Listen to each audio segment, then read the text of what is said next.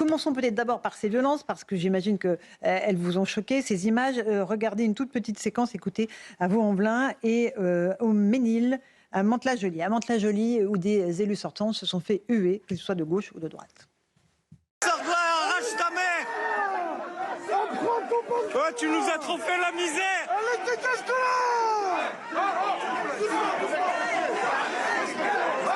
Respectez!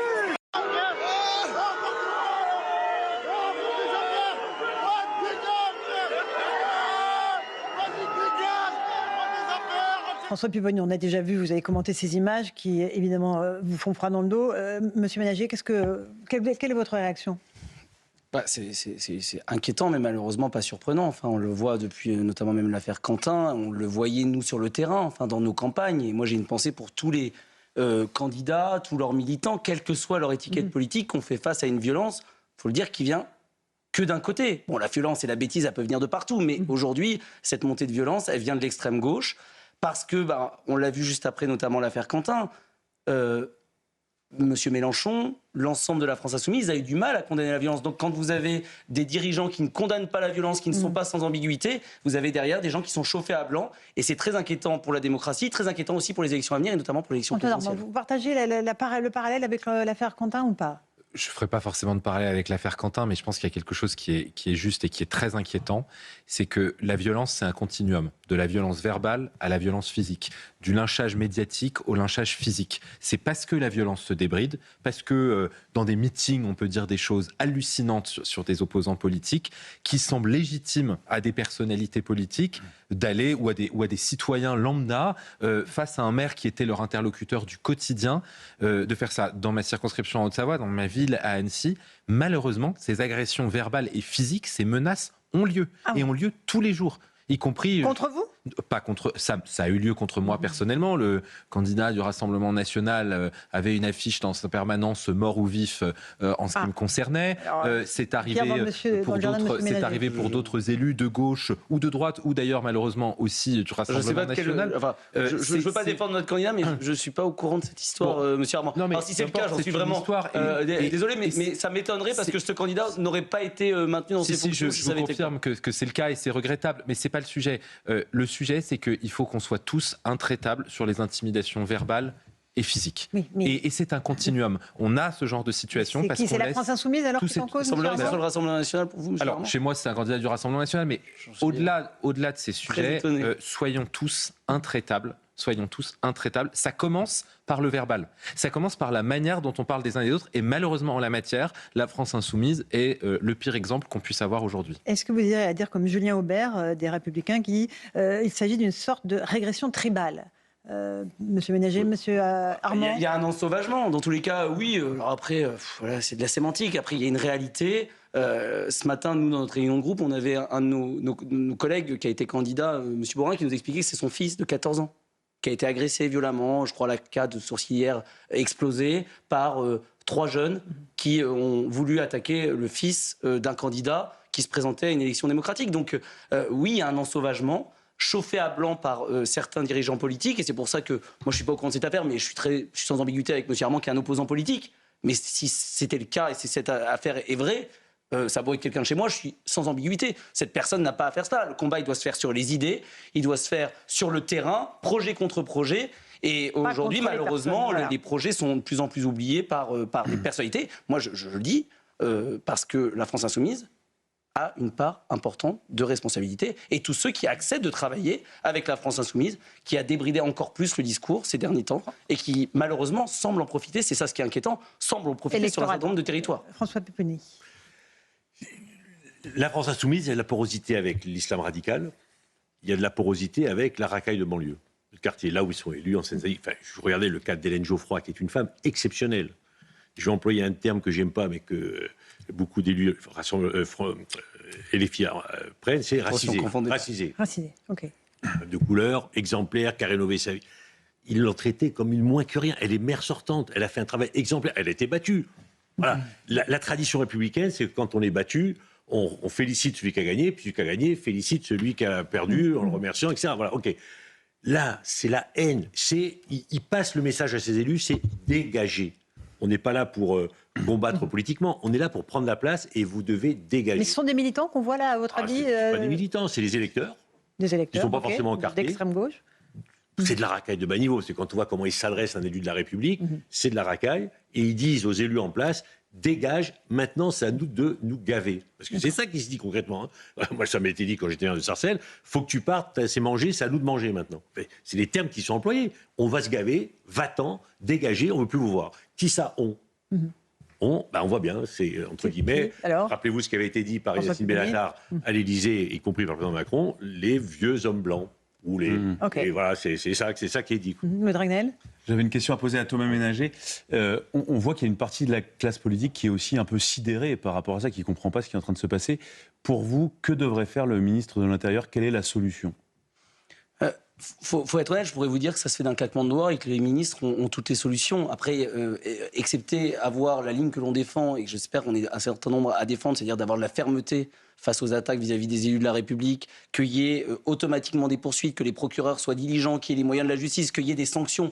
Et après, on vient avec toute la problématique qu'il y a de la justice en France.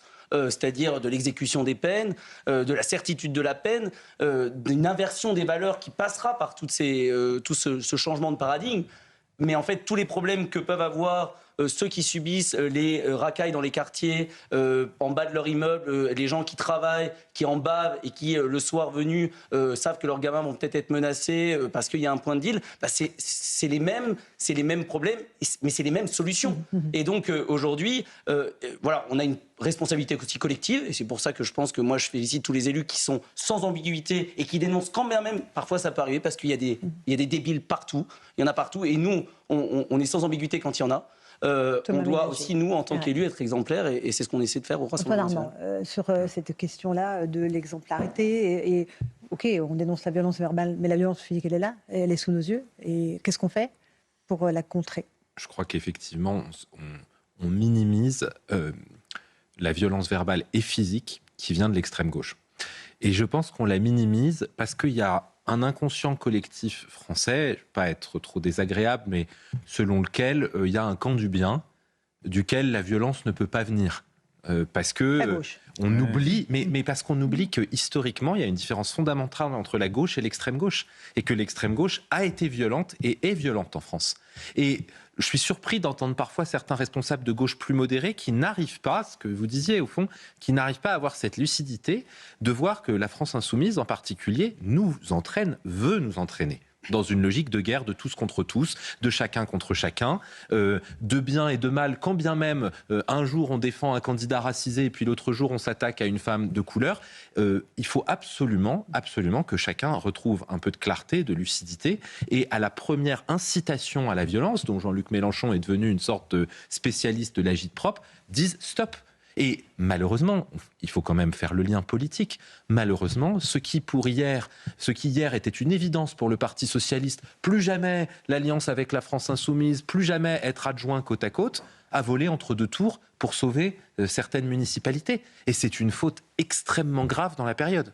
Encore un mot alors concernant la mairie de Saint-Denis, qui a été remportée au premier tour par Bali Bagayoko, qui a annoncé aujourd'hui qu'il allait, comme c'était prévu dans son programme, comme c'est dans le programme de la France Insoumise, désarmer sa police municipale. À l'instant, Marine Le Pen, qui a appris que la moitié des policiers municipaux de Saint-Denis voulaient changer de commune, leur dit bienvenue dans nos nouvelles municipalités. Désarmer la police municipale à Saint-Denis, qu'est-ce que vous en pensez, Thomas Ménager et Antoine Armand ?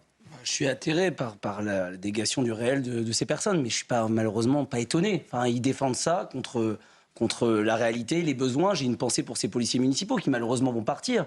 Mais derrière, ils seront les bienvenus. Marine Le Pen a dit, parce que nous, on va augmenter au contraire la police municipale, parfois, et je le comprends, pour pallier l'absence de l'État, mais c'est le rôle d'un élu de faire le boulot et de protéger ses habitants. Mais les habitants, ils vont rester, les habitants de Saint-Denis.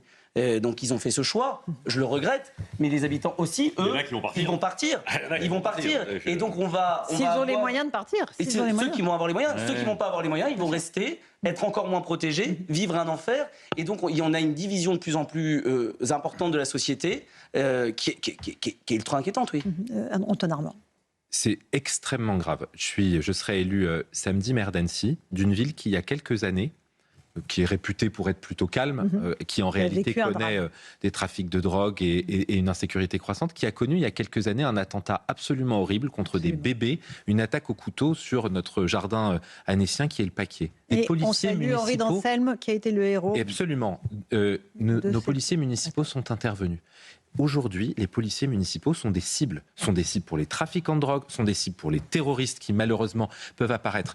Les désarmer, c'est pas seulement une politique sécuritaire avec laquelle on pourrait ne pas être d'accord. Les désarmer, aujourd'hui en France, c'est les mettre en danger. Donc la France insoumise met aujourd'hui en danger les forces de l'ordre. C'est pas une question de divergence politique, c'est extrêmement grave et à mon avis, on franchit là toutes les limites. Donc là, ils sont armés à Annecy, évidemment, les policiers. Ils sont armés et on renforcera leur équipement parce qu'ils font de plus en plus face à des violences dangereuses, croissantes, de personnes de plus en plus jeunes, comme vous le savez. François Pupponi, sur le désarmement de la dit la police. France insoumise, c'est la police est raciste, la police est négrophobe, la police tue.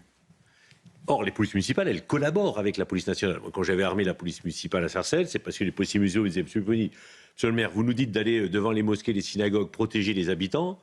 On est avec des militaires qui ont des armes longues, nous on y va les mains dans les poches. Alors, je dis, bah oui, on va vous armer vous aussi. Parce que, bon, là, qu'est-ce qui va se passer? C'est que Bali Bakayoko, il va dire à sa police, bah, puisque vous n'êtes plus armés, n'allez plus là où c'est dangereux.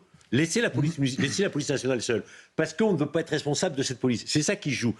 Alors que dans une ville, la sécurité, c'est le travail de la police nationale et de la police municipale. Là, ils disent, nous, on se retire. Parce qu'ils veulent dire à ses habitants, bah, cette police nationale raciste qui tue et qui, en plus, est négrophobe, on n'en veut plus, donc on se retire. C'est ça le sous-texte. C'est ça, le sous-texte, c'est ça, en fait. Ok, c'est extrêmement grave. Alors, Thomas Ménager, Antoine Armand. Moi, je le vois, c'est partout en France. C'est-à-dire qu'il n'y a aucune racaille, aucun voyou, aucun narcotrafiquant qui fait la différence entre un policier national et un policier municipal. C'est un mec en bleu, c'est un mec qui représente l'État. Ce sont des personnes qui ont une haine profonde de la République, de nos valeurs, et qui seront prêts à tirer et à Montargis, à Milly, même sur mon territoire, qui est pas la Seine-Saint-Denis. Il y a chaque année un mort sous fond de narcotrafic. Donc avec des armes lourdes. Déjà, les policiers nationaux et les policiers municipaux armés sont malheureusement, par la force des choses, souvent sous-armés face à des armes lourdes. Donc là, les avoir sans aucune arme, sans aucune capacité de se défendre, alors que ce sont des pères et des mères de famille qui se lèvent chaque matin et qui bossent pour défendre les valeurs de la République au péril de leur vie, même armés. C'est aujourd'hui profondément scandaleux et vraiment inquiétant pour ces policiers. Et je pense qu'ils n'auront plus de policiers municipaux. Vous êtes d'accord là-dessus, Antoine Armand, avec M. Ménager? La réalité aujourd'hui ne peut pas être indéfiniment niée. Moi, je fais depuis que je suis élu député tous les 3 mois un tour avec la gendarmerie, avec la BAC la nuit. La violence, le port d'armes a augmenté. Et donc, c'est pas la réalité qui va changer, c'est notre politique et notre perception et notre capacité à répondre à l'inquiétude, en l'occurrence des Annéciens, mais de l'ensemble des Français, qui doit changer. C'est nous qui devons changer. La réalité a changé, donc c'est nos lunettes que nous devons changer. C'est notre capacité à réagir, à être ferme et à ce que ce soit les délinquants et pas les policiers qui aient peur. J'ai un dernier thème à aborder avec vous. On a parlé de sécurité. Il y a le pouvoir d'achat, qui est évidemment central pour les Français. On est en pleine crise de hausse des prix du carburant. On a entendu tout à l'heure Monsieur Lecornu qui dit à l'Assemblée nationale il n'y aura pas de chèque, c'est terminé la politique des chèques. Le RN demande une baisse des taxes, d'autres demandent le blocage des prix à la pompe. Antoine Armand, vous avez été ministre de l'économie sous Michel Barnier. Est-ce qu'on peut rester indifférent à ces Français qui ont besoin de leur voiture tous les jours, qui voient le plein bondir et qui ne pourront pas aller travailler demain?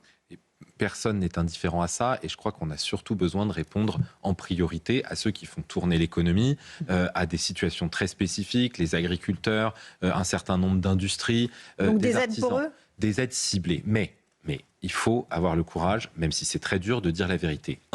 C'est un conflit mondialisé. Donc faire comme si l'impact n'était pas mondial. Il y a des pays qui prennent d'autres mesures. Mais pourquoi ils prennent d'autres mesures? Italie, Espagne. Mais pourquoi ils prennent d'autres mesures? Parce qu'ils ont fait l'effort de redresser leurs comptes. Ah oui, d'accord. Mais enfin, c'est vous qui étiez au gouvernement, c'est pas moi. Mais c'est moi qui me suis fait censurer parce que je proposais de réduire le déficit de 6 à 5% et par mon collègue du Rassemblement national. Donc on peut se le permettre, on le fait. Mais aujourd'hui, je vais vous donner un exemple. Il y a quelques années, on l'a fait, je n'étais pas favorable. On a fait un chèque de 100 €, chèque inflation énergie de 100 €. Bon. Combien ça a coûté, ça? Chèque d'inflation de 100 € ou baisse de taxes de 100 €, pareil. 100 €, 30 millions de Français, c'est 3 milliards en une journée parce que vous avez appuyé sur le bouton. Vous croisez beaucoup, vous, de Savoyards ou de Français qui vous disent « je me rappelle, il y a 2 ans, le chèque inflation ». Non. Et on ne résout pas le problème sur le moyen terme. et ça coûte extrêmement cher. Et moi, je le dis aujourd'hui, on ne peut pas se permettre ou des chèques ou des baisses de taxes à cette hauteur-là, 2 milliards d'euros. Alors, on ne peut pas. ça fait réagir L'État Thomas besoin de Ménager. nos comptes d'abord. Donc en Et fait, après, monsieur François. Armand, vous êtes en train de nous dire, sur le dos des Français, nous sommes en train de boucher un trou, un déficit, une dette colossale que nous avons créée, notamment Emmanuel Macron et les gouvernements successifs que vous avez soutenus, en disant maintenant, Français, payez, on va vous tondre, on va vous demander encore plus d'efforts, alors même que c'est pas comme si ça allait être moins dans les caisses de l'État. Il faut faire des économies structurelles pour trouver, bien entendu, combler ce déficit. Mais c'est de l'argent en plus, parce que l'État est en train de s'en mettre plein les poches sur le dos des Français. Non. Et vous dites qu'il faut aider. Non. Mais quand il y a des travailleurs C'est pas pauvres, vrai. des gens qui prennent leur bagnole, qui font 40 bornes, Bien moi sûr. j'en ai chez moi, Mais j'en ai pour aussi. aller bosser, pour gagner le SMIC. Et Mais bien il sûr. faut pas s'étonner aujourd'hui en France qu'il y a des gens qui veulent plus bosser et qui, en fait, profitent d'un système généreux. Il faut le garder pour ceux qui ont des accidents de la vie. Mais parce que quand c'est plus rentable de rester à la maison que de prendre sa bagnole parce que ça vous coûte une blinde et qu'à la fin du mois, vous n'avez pas les moyens de payer à bouffer à vos gosses ou des loisirs, à un moment, l'idée, c'est pas que ça coûte de l'argent à l'État, mais c'est de faire en sorte que l'État, au minimum, ne gagne pas plus d'argent. Parce Alors, Antoine que Armand, si on votre baisse les réponse. taxes à due proportion de la hausse, nous, on aimerait bien aller plus loin, mais ça ne coûterait rien à l'État. Pourquoi ne pas accepter ça? D'autres pays le font. Je ne veux pas être trop technique, mais il y a deux choses différentes. Français sont il y a, intelligents, il y a les surtout. taxes. Non, mais ce n'est pas une critique envers les Français, c'est simplement que c'est technique. Il y a la taxe directement liée à l'énergie Il qui n'y a est en que des partie, taxes sur l'essence. en partie, 60%. non, mais qui est en partie flottante et qui donc cesse d'augmenter avec les augmentations. Et il y a une autre partie qui est la taxe sur la valeur ajoutée. Le plein les poches dont vous parlez de manière généraliste ne correspond pas à la réalité. Vous prenez... L'État, mais- pardon, vous là, pre- l'État ne bénéficie pas de la hausse des carburants. Mais Monsieur l'État Armand bénéficie de la Ok, hausse des d'accord. carburants sur la partie de la hausse D'accord. pour la taxe sur la valeur ajoutée quand, Donc, oui. quand le prix augmente. Sauf que Donc, prenez il n'y les a pas chiffres. de l'augmentation qui est une Prenez augmentation les de chiffres taxes. des derniers jours. Qu'est-ce qui s'est passé ces derniers jours? On a eu plus 10, plus 20, moins 20, plus 10. La réalité, c'est que sur plusieurs semaines en l'état, ça ne représente pas plein les poches. Ça ne représente pas du tout la somme dont vous parliez tout à l'heure que l'Italie ou que l'Espagne ont mis sur la table et qu'ils l'ont fait parce qu'ils ont redressé leur compte. mais il y a- Non, mais attendez, là-dessus, j'ai il y a quand conscience même- que je non, suis mais là-dessus, sur ce non, mais plateau la très position- impopulaire, Non, c'est très pas ça. pénible à rappeler une réalité. Objectivement, la proposition de M. Ménager n'est pas économie subventionnée. C'est quand même quelque chose d'assez basique. C'est-à-dire qu'on pourrait fixer un prix Oui, de Dragnel. référence avant la crise avec l'Iran et dire tout ce qui est collecté au-dessus de ce montant-là va permettre de baisser les prix. J'en sais rien.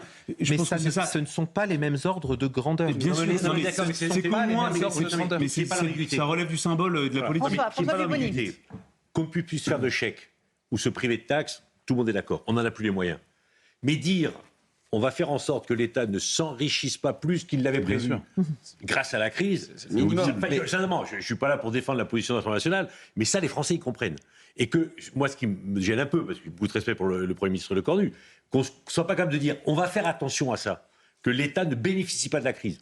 Politiquement et symboliquement, c'est fondamental. C'est du symbole. C'est du Très symbole. bien, allons-y. Antoine Ça Armand. sera pas à la hauteur Allons-y. de Ça ce sera qu'attendent les Français. intenable pour le gouvernement. Vous voulez bloquer une taxe à partir d'un certain seuil. Donc il faut prendre une loi fiscale d'urgence. dans- Non mais dans- je vais au bout du raisonnement. Je vais au bout du Il raisonnement. nous reste peu de temps, Il mais faut allez-y. prendre une loi fiscale d'urgence pour dire qu'à partir d'un certain seuil, l'État va baisser son taux. Sauf que le temps que vous preniez la loi, le prix du baril aura changé 17 fois et ce sera même peut-être Mais défavorable il y a aux d'autres consommateurs. modalités, Non, monsieur mais Armand. je suis vraiment, Non, mais les recettes- je joue le mauvais rôle volontairement.